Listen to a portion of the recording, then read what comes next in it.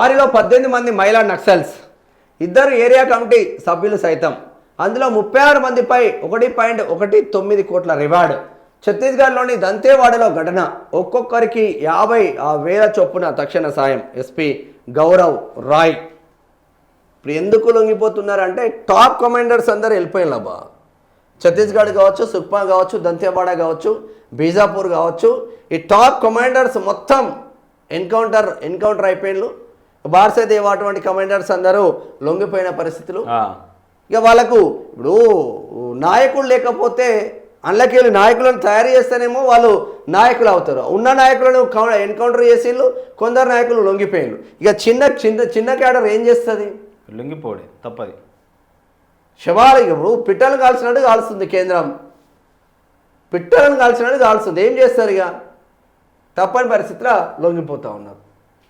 ఛత్తీస్గఢ్లో 63 మంది నక్సల్స్ లొంగుబాటు. అందులో 36 మందిపై 1.19 కోట్ల రివార్డు. ఛత్తీస్గఢ్లో పెద్ద ఎత్తున మావోయిస్టులు లొంగిపోయారు. శుక్రవారం దంతెవాడ జిల్లా కమిటీకి చెందిన 63 మంది నక్సల్స్ ఎస్పీ గౌరవ్ రాయ్ ముందు సరెండర్ అయ్యారు. లొంగిపోయిన 36 మందిపై 1.19 కోట్ల రివార్డు ఉన్నట్లు గౌరవ్ తెలిపారు. లొంగిపోయిన వారిలో కలంహాడి ఏరియా కమిటీ కార్యదర్శి Mohan alias Azad, Kadti, Bhairavgarh area committee కార్యదర్శి హుంగి అలియాస్ రాధిక లెకములు ఉన్నారు.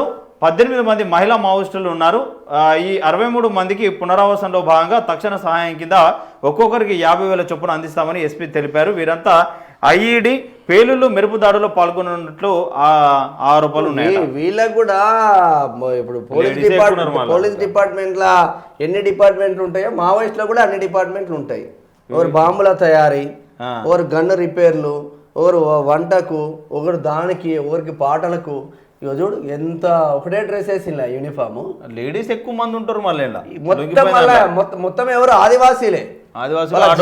వాళ్ళ జీవితాలు దుర్భరమైన పరిస్థితిలో ఉన్నారు. డెవలప్మెంట్కు దూరంగా ఆదివాసీలు దుర్భరమైన పరిస్థితిలో ఉన్నారు.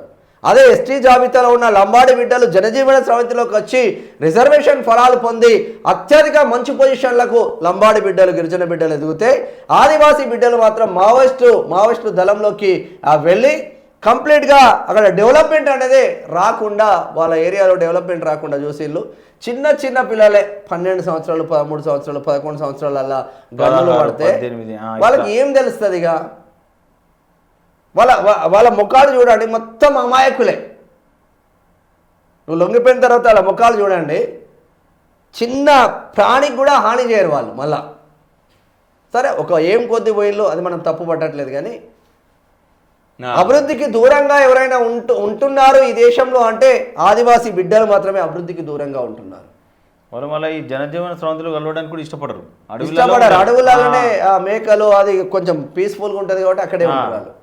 ఇప్పుడు ఆసిఫాబాద్ అటువంటి సిర్పూర్ కావచ్చు, ఆసిఫాబాద్ కావచ్చు, కాగజ్నగర్ కావచ్చు, ఆదివాసీ బిడ్డలు ఎక్కువగా ఉంటారు.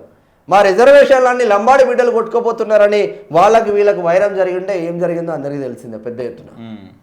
కానీ జనజీవన స్రవంతిలోకి వస్తే వీళ్ళు వెళ్ళడానికి ఉంటుంది. సోయం బాబురావు ఉన్నారు, తెల్లం వెంకట్రావు ఉన్నారు, ఆదివాసీ బిడ్డలు, సీతక్క ఉన్నారు, చాలామంది బిడ్డలు ఉన్నారు. బట్ జనజీవన స్రవంతిలోకి రావాల్సిన ఆవశ్యకత ఉంటుంది. దీంతో ఇక నిన్న ఆల్రెడీ ఛత్తీస్గఢ్లోనే లొంగిపోయారు. మొన్న ఇప్పుడు ఈ రోజు కూడా మొన్నటి వార్త నిన్న వచ్చింది. ఈ రోజు కూడా దాదాపు 63 మంది నక్సలైట్స్ ఎస్పీ గౌరవ్ రాయ్ ఆధ్వర్యంలో లొంగిపోయిన పరిస్థితులు ఉన్నాయి. ఎక్కడికక్కడ అంటే వీళ్ళకు ఇప్పుడు కేంద్రం పెట్టుకున్న టైం కూడా దగ్గరికి వస్తుంది. 31 మార్చ్ 2026. నిజంగా 31 మార్చ్ 2026 లోపు మావోయిజాన్ని అంతం చేస్తారా? తెలంగాణలో టాప్ మావోయిస్టులుగా 4 ముద్రపడ్డారు. ఆ టాప్ మావోయిస్టులో 4 బడే చొక్కరావు కావచ్చు, దేవ్జీ కావచ్చు, వీళ్ళందరూ జనజీవన స్రవంతిలోకి వస్తారా? లేదంటే ఇప్పటికే వీళ్ళందరినీ అదుపులోకి తీసుకొని ఫిబ్రవరిలో నెక్స్ట్ మంత్లో ఏదైనా ఎన్కౌంటర్లో లేదంటే జనజీవన స్రవంతిలో కలిపే ఏర్పాట్లు ఏమైనా చేస్తున్నారా? అసలు ఏం జరుగుతుందో అర్థం కాని పరిస్థితిలో ఉన్నది. కొంత విశ్వసనీయ సమాచారాలు అక్కడక్కడ వాళ్ళు మాట్లాడుకునే సమాచారం మేరకైతే వీళ్ళందరూ కూడా పోలీస్ అదుపులో ఉన్నట్లు సమాచారం అందుతుంది. ఇటు పోలీసులు ధృవీకరించడం లేదు, మావోయిస్టు పార్టీ లేఖలు రాస్తూ ఉండేది. మరి మావోయిస్టు పార్టీ లేఖలు పోలీసు వాళ్ళే రాస్తున్నారా? ఇదొక్కటి కూడా ఆలోచించాలి మనం. చెప్పలేం మనం. ఇప్పుడు దేవ్జీ పేరిటనో బడే చుక్కారావు పేరిటనో జగన్ పేరిటనో వాళ్ళే లెక్కలు, సంకల్ప పేరిటనో వాళ్ళే లెక్కలు ఏమైనా విడుదల చేస్తున్నారు. చూడాల్సిన ఆవశ్యకత ఉంటుంది. ఎందుకంటే డిపార్ట్మెంట్గా వచ్చి మొన్న ఇప్పుడు బార్సేదేవా దొరికేదాకా ఎవరికైనా తెలిసిందా? తెలియదు. దొరకబట్టిన తర్వాతనే కదా బయట గుసగుసలు వచ్చేసినాయి బయట మీడియాకు. సో మొత్తం మీద ఛత్తీస్గఢ్తో పాటు దేశవ్యాప్తంగా మావోయిజాన్ని అంతం చేయడమే లక్ష్యంగా కేంద్ర సర్కార్ పెట్టుకున్నది. నెక్స్ట్ మావోయిస్టుల టార్గెట్ అయిపోయిన తర్వాత నెక్స్ట్ అర్బన్ నక్సలైట్ల పైన ఫోకస్ పెట్టబోతుంది. అర్బన్ నక్సలైట్లు దేశంలోనే తెలంగాణ రాష్ట్రంలో అత్యధిక శాతం అర్బన్ నక్సలైట్లు ఉన్నారు. ఈ నక్సలిజాన్ని పెంచి పోషిస్తున్నారు అన్న నేపథ్యంలో అర్బన్ నక్సలైట్ల పైన ఎవరెవరితో సంబంధాలు ఉన్నాయి, మావోయిస్టులతో ఎవరెవరికి సంబంధాలు ఉన్నాయి, జర్నలిస్టులకు సంబంధాలు ఉన్నాయా, రాజకీయ నేతలకు సంబంధాలు ఉన్నాయా, సిపిఐకి ఉన్నాయా, మావోయిస్టు పార్టీలో ఉండే వాళ్ళకు ఉన్నాయా, ఇక్కడ ఉన్న కుహుణ మేధావులకు ఉన్నాయా, ఇక్కడ ఉన్న పౌర హక్కుల సంఘాల నేతలకు ఉన్నాయా అనేది ఒక్కొక్కరు టార్గెట్ పెడతా ఉన్నారు. మన గణేష్ పాక హనుమంతు ఆలియాస్ గణేష్ చనిపోయినప్పుడు ఎవరు పోలే ఆడికి. ఈ ఉపా కేసులు పెట్టి మనోని లోపలేసినట్టు మనల్ని కూడా లోపలేస్తారేమని భయం కొద్ది పోలే.